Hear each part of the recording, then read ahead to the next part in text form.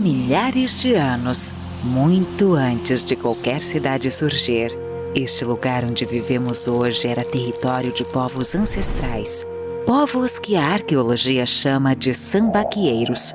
Eles não deixaram escritos, não deixaram construções de pedra, mas deixaram algo ainda mais poderoso: montes gigantescos de conchas, ossos, artefatos e histórias acumulados ao longo de gerações.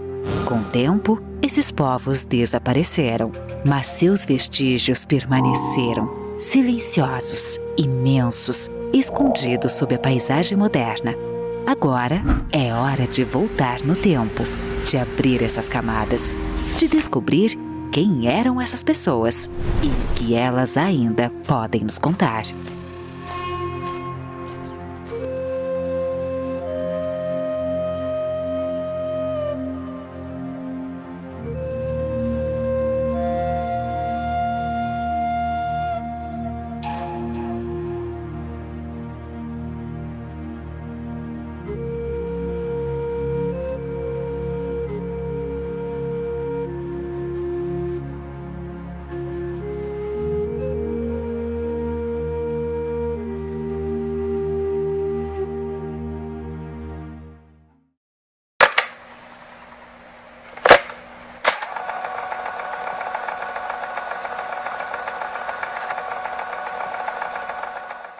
Então, para falar dos homens de Sambaquis, a gente precisa entender primeiro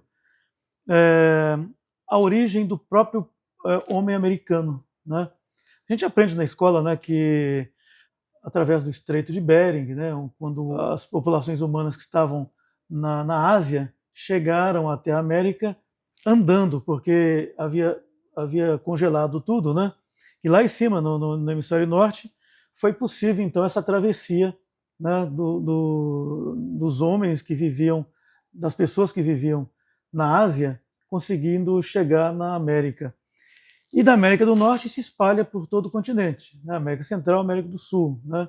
Então todas as nações indígenas que a gente conhece, tanto da América do Norte, América Central, América do Sul, né, são de origem asiática, porque houve essa travessia. Isso é uma das teorias, né, a mais aceita. Existe a teoria de que o homem chegou na América pelas ilhas da Polinésia, né? Mas, enfim, nós, de modo geral, a gente atribui, então, a origem do homem americano através desta migração do Estreito de Bering. Isso teria acontecido por volta de 20 mil anos atrás. Então, há toda essa migração, né, dessas populações ao longo das Américas. E quando chega na América do Sul, uma das primeiras evidências de presença humana é justamente o homem do Sambaqui, né? Que eram populações que viviam no litoral, né? Então, em toda a costa brasileira é possível encontrar vestígios do homem de Sambaqui. O homem dos sambaquis fazem parte de um conjunto de perguntas que a ciência, desde o século XVI, está em busca para decifrar. Não temos respostas definitivas. É bom a gente ter uma noção que o homem de Sambaqui, ele é um complexo. E nessa questão de ser algo complexo, ele vai ter muitas definições. Mas o homem de Sambaqui, brevemente, são um grupo que viveu aqui na região e eles construíram um monumento que é extremamente fascinante, os sambaquis. A gente precisa ter uma noção também com respeito aos sambaquis. Há muitas dúvidas ainda. Há alguns séculos já, desde a chegada dos portugueses, os primeiros que começaram a notar isso, no século XVIII você já tinha o Gaspar da Madre de Deus, que era um monge, né, que ele era um historiador, na verdade um historiador que relatava a questão da terra. E dentre aquilo que ele relatou foram os sambaquis. Seja desde o século XVIII nós já temos relatos, né? No século XIX também o próprio Dom Pedro II, que era muito antenado nessa questão da cultura, ele visitou os sambaquis aqui de Cubatão, em 1846, por volta. Então, essa relação de estudo e os sambaquis, ele já é de longa data. Porém, apesar da antiguidade dos estudos, há muitas dúvidas ainda que permanecem, seja a origem dos sambaqueiros, né, os homens que habitavam o Sambaqui, e também evidências de como eles se comportavam e tudo mais. Sempre a gente tem que estar com um olhar de descolonização. Por quê? Aquilo que nós temos com respeito, que se tornou até um conhecimento geral dos sambaquis, é algo dos primeiros pesquisadores que eram europeus.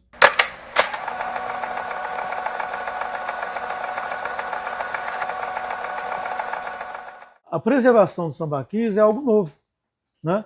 Em termos, porque um dos grandes incentivadores da preservação do sambaqui foi nada mais nada menos que o imperador Dom Pedro II. O imperador Dom Pedro II era uma pessoa gostava muito de história, de preservação da história, né? Ele era uma pessoa muito séria e muito estudioso, né? Ele foi realmente um sábio. E ele gostava muito de preservar a história, gostava muito de patrimônio. E ele viu no sambaqui realmente algo importante para ser preservado, né? Então essa noção de preservação do sambaqui não é novo, mas o estudo do sambaqui é algo ainda bastante novo. Existe muita coisa escrita sobre isso, sobre esse tema, mas ainda é difícil fazer essa relação, né, entre os próprios sambaquis. Ainda há muita coisa a ser estudada.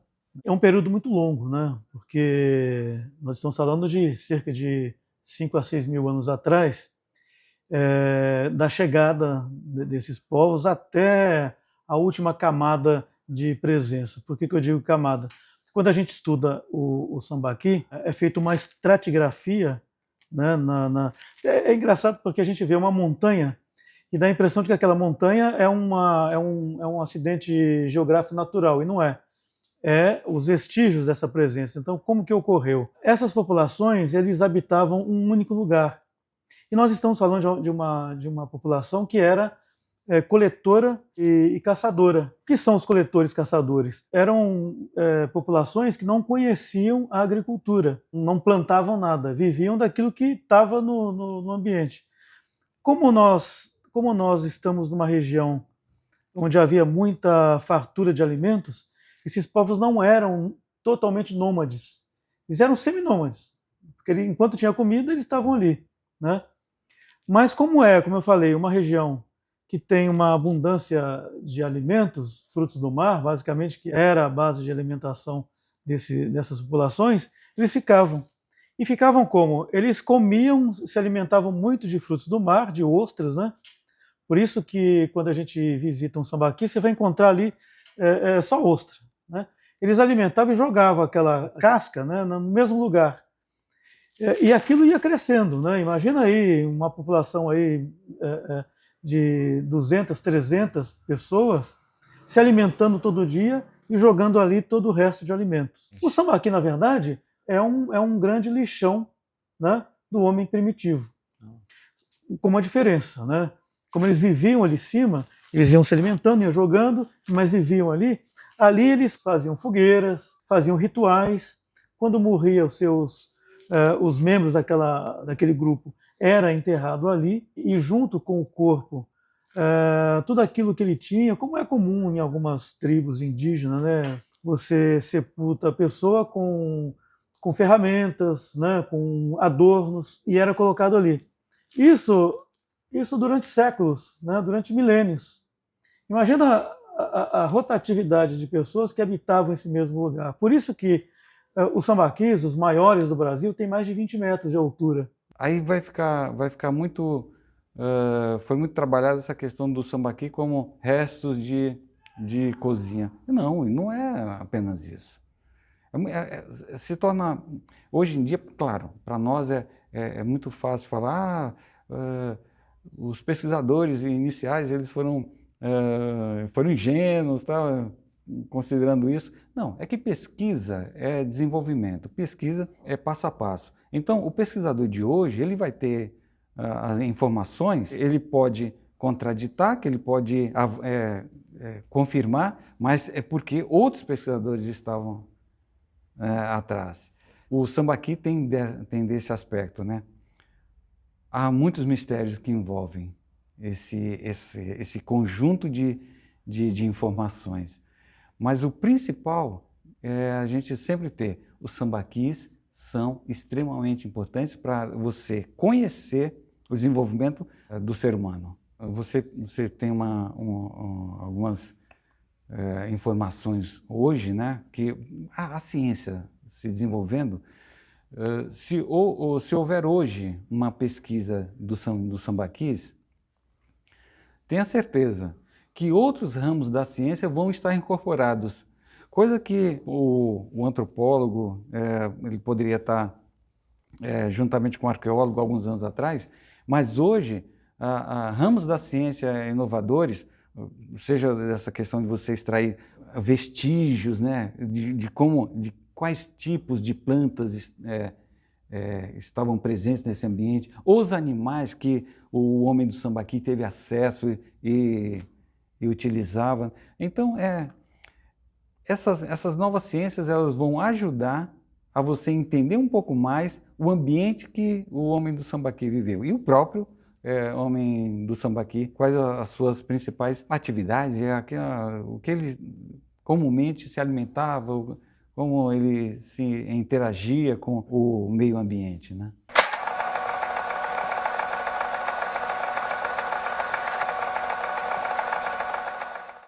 Aqui em Cubatão, nós temos alguns sambaquis, porém um único que foi estudado com muita profundidade, que é o sambaqui da Cozipa, que foi estudado na década de 60 pela equipe do Museu de Arqueologia e Etnologia da USP, sob o comando da arqueóloga Dora Pinto Shoa, que é uma pessoa que contribuiu imensamente para a arqueologia brasileira e é referência no mundo inteiro, né? Então o que eles fizeram? Eles vieram para cá, isso quando da construção da Cozipa, né, no início da década de 60, precisava salvar as evidências arqueológicas que existiam naquela região. Então foi contratado o MAI da USP e eles vieram e começaram a estudar esse sambaqui, que é o sambaqui Cozipa. E de lá foram extraídos mais milhares de informação, porque você começa a fazer estratigrafia e daí era possível fazer toda essa datação, né? Você pega a primeira camada, você sabe que ali aqueles vestígios de populações é de cerca de 6.000 anos. A de cima, 5.500, e assim vai, entendeu? A última camada é a camada mais recente do sambaqui. Então, esse estudo do sambaqui da Cozipa revelou informações importantíssimas de como era a vida dessas populações, né? Isso nos dá, né, uma série de informações da presença humana na região, né? Os sambaquis eles foram muito utilizados no período da colonização do Brasil, né? Na verdade, eles foram destruídos, uma boa parte dos sambaquis do litoral foram destruídos. Por quê? Porque descobriram na época da colonização que se pegasse aquele sambaqui e triturasse, dava uma cal perfeita para a construção civil, né? Por isso que é possível você visitar uma construção dessa, uma igreja, por exemplo. Você vai, por exemplo, na igreja matriz de Itanhaém, a parede lateral, você consegue enxergar pedacinhos de ostra incrustado na massa, entendeu? Aqui em Cubatão nós temos as ruínas ali na Iara, antiga Fosfértil, que você vê também, né? É uma ruína de uma capela ou um rancho de tropeiro do século XVIII, e você vê os pedacinhos de concha grudado, porque o colonizador utilizava muito, eles destruíram, né, os sambaquis. O sambaqui da Cozipa, Todo o material retirado foi para a USP. Então existe lá no MAI, Museu de Arqueologia e Etnologia, todo o acervo retirado daqui. Estão lá, está tudo lá. Então você tem ossadas humanas muito bem preservadas, né? Você tem utensílios, você tem utensílios de caça, por exemplo, eles conseguiam talhar a pedra, né? Lascar a pedra e formava ponta de flecha, machadinhos, né? com pedra lascada, né? Isso tudo são vestígios encontrados no sambaquis, né? Então o sambaquis nos dá infinitas informações de como era a vida dessas pessoas, né? Nós temos os sambaquis que foram estudados na área da Cozipa. O maior número de informações com respeito ao sambaquis provém desse contexto territorial, né? Que é em Piaçaguera, e pelo menos 5 são identificados só naquela região. Mas nós temos no Cotiapará, que foi parcialmente destruído, mas também pode ser alvo de pesquisas, e também no Bolsão 8 nós também temos um sambaqui lá que é maravilhoso, é o Cotiapará 2, né? O Cotiapará 2, segundo os arqueólogos, ele é um dos maiores aqui do estado. Mas essa questão parece que na nossa cultura, nós sempre tendemos a citar, o nosso monumento é o maior, nós temos a maior estátua. É um negócio meio estranho. Sim. Mas se fosse mínimo o sambaqui, em Cubatão, uma altura mínima e tudo mais, por si só já seria algo maravilhoso. E nós temos vários. Além desses, eu tenho certeza que há por descobrir. Há alguns ocultos. Até há alguns que não foram tocados ainda. Mas é aquela questão. Investimento. Para pesquisar você precisa investir. E nessa questão do investimento, você sabe que sempre vai depender dos gestores, né? Mas isso é uma história mais complicada, né? Um dos maiores sambaquis do Brasil fica no estado de Santa Catarina, em Laguna. É um dos maiores. No Rio de Janeiro também tem muitos, né? O nosso aqui, o maior sambaqui encontrado aqui em Cubatão, tem cerca de 20 metros. O de Laguna, de Santa Catarina, tem um pouco mais de 20 metros, algo em torno de 22, 23 metros de altura. É muita coisa, né? Você imaginar que são vestígios de uma presença humana, né? Jogando ali diariamente dejetos, né? Sim. Nós temos então aí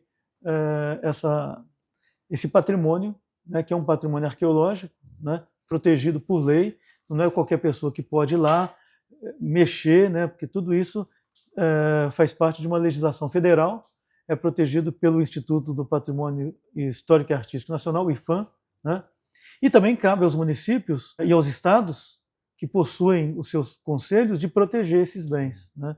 Então não pode haver nenhum tipo de perturbação nesses sítios arqueológicos. Falando em órgãos de preservação, né? Cubatão tem o seu próprio órgão de preservação, que é o Conselho de Defesa do Patrimônio Cultural de Cubatão, o CONDEPAC, né? Funciona desde 2002 e é o órgão que tem a obrigação de proteger o patrimônio cultural da cidade, não só o patrimônio material, como também o imaterial. Quando a gente fala patrimônio material, a gente está falando de monumentos históricos, né? de prédios tombados, mas também de sítios arqueológicos, né? O Sambaqui é um sítio arqueológico, né?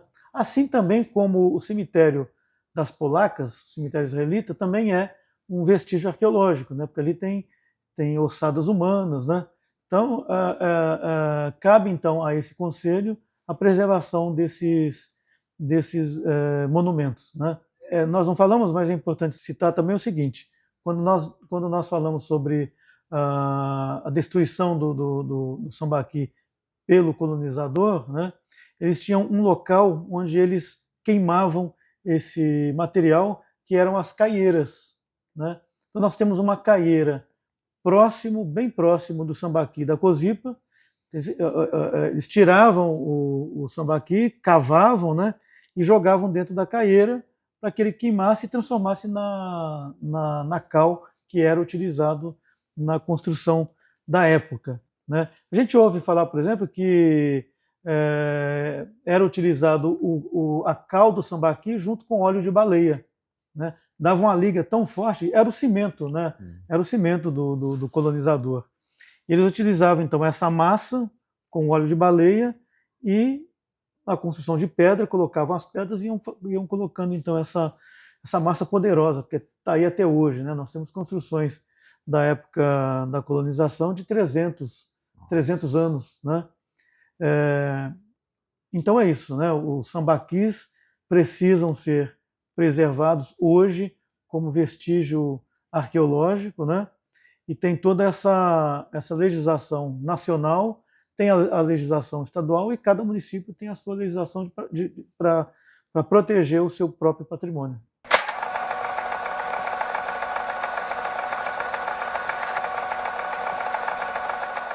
Agora, por que o nome sambaquis, né?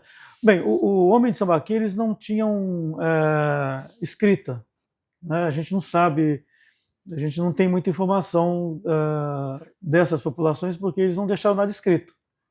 E o nome Sambaqui não foram eles que deram. Quem deram o nome Sambaqui foram os índios mais atuais, os indígenas que habitaram a região, os tupis. Então, os tupis viam aquele monte de casca, né? Então, eles chamavam na língua deles, né? Porque tamba em tupi é monte, e o qui é casca. Então, um monte de casca. Tambaqui ou sambaqui. Mas qual a relação, então, né, desses povos indígenas que a gente conhece, os tupis e os guaranis, com esses povos, né, do sambaqui, né? Na verdade, nós temos muito pouco, nós sabemos muito pouco dessa relação. Mas o que é possível supor é que os indígenas provavelmente tenham suplantado os povos de Sambaqui. Como assim, né? Eram tribos mais bem armadas, né? Conheciam mais artes da guerra. Nós estamos falando dos tupis e dos guaranis, né? E eles teriam, então, expulsado ou aniquilado, né, as populações dos sambaquis, né? E a partir disso desapareceram, né? Deixaram, então, os vestígios que estão aí até hoje. Conforme os pesquisadores indicam, cerca de 2.000 anos antes do presente, houve a chegada dos indígenas, dos povos indígenas, e tiveram contato com os sambaquieiros. Nesse encontro, aquela questão, é o inimigo, né? Já são populações diversas que vão se enfrentar. E provavelmente foi a partir desse período que o homem do Sambaqui ele foi gradualmente sendo dizimado. Claro, você tem que observar que, como inimigos, todas as populações elas vão ter esses embates. Se uma população está chegando e é uma população dominante, os locais eles vão ser gradualmente afetados diretamente. Hoje em dia, fazendo uma relação, é justamente o que acontece. É o migrante que também é tratado como pária, que é tratado como inimigo. Isso daí que a gente tem que observar. Que isso daí também traz algumas lições para nós. Como seres humanos, nós temos que aprender a arte da convivência. E nessa questão da convivência, aquilo que eu não concordo com você, eu preciso refletir bastante para que isso não se torne uma pedra de tropeço para que ambos caiam. Fica a lição dos povos que foram extintos e foram centenas ao longo das eras, né? Tem sempre esse aspecto. O estrangeiro vai ser tido sempre como inimigo. A própria palavra estrangeiro, ela é considerada sinônimo de inimigo. Os povos, por exemplo, em Roma, o estrangeiro era uma pessoa que não tinha nenhum tipo de regalia, nenhum tipo de direito. era considerado inimigo, passível de morte. Pisasse minimamente na bola, era passível de morte. Mas essa questão do estrangeiro sendo tratado como inimigo, nós continuamos tendo esse aspecto. Isso daí é que a gente precisa refletir. E a história também traz alguns ensinamentos para que essa reflexão permaneça hoje, seja levantada hoje também.